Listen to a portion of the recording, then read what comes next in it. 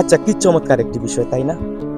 কোলাহল মাঠের মধ্যে একটি মহিষ ঘাস খাইতেছে, দেখেন না কতই ভালো লাগতেছে। সচরাচর কিন্তু এখন মহিষ দেখা খুবই কম। আচ্ছা দেখেন না, মহিষ ঘাস খাইতেছে, পাখিটি মহিষের উপরে উঠতেছে আবার নামতেছে, কি আনন্দ ভোগ করতেছে। আসলে সবকিছু মিলিয়ে প্রাকৃতিক সৌন্দর্য। আমরা কিন্তু সবাই এখন তো আমাদের যুগে কিন্তু বলতে গেলে মহিষ নেই।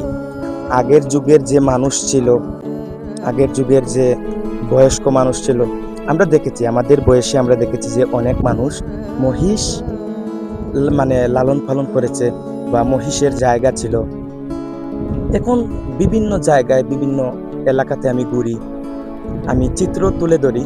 তো আমি যতটুকু দেখেছি এই বিভিন্ন জায়গায় জাস্টিফাইড করলাম, অনেক জায়গায় কিন্তু এখন সচরাচর কিন্তু মহিষ দেখা যায় না। গ্রামীণ পরিবেশটা আসলে অনেক সুন্দর, দেখেন না কৃষকরা কত সুন্দর করে চাষ করেছে। আমাদের যে এলাকা, আমাদের এলাকাতে আমি আজকে একটি মহিষ আমার চোখে পড়লো, দেখেন না কত কোলাহল, মুক্ত বাতাস, কি সবুজ শ্যামল ঘাস।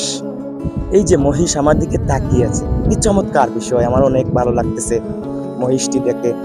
তো আসলে এখন সচরাচর কেউ কিন্তু মহিষ পালে না। কারণ মহিষ পালে না কারণ হচ্ছে গিয়ে এখন মহিষ পালার মতো জায়গা নেই। আগে যে জায়গাটুকু ছিল আমাদের, সেই জায়গাতে মহিষ পালা যেত।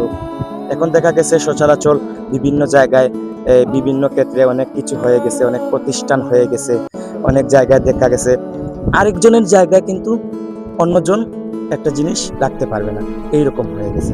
তো আশা করি আমার ভিডিও আপনাদের ভালো লাগে, আর সব সময় আমার ভিডিওটি দেখে যাবেন আর সুন্দর একটি কমেন্ট করে যাবেন। আর আমার অনেক ভালো লাগলো দেখে। সচরাচর কিন্তু এখন মহিষ দেখা যায় না। ভালো থাকবেন সবাই, আমি তুলে ধরবো। আমি রহিম বাদশা। সালামু আলাইকুম।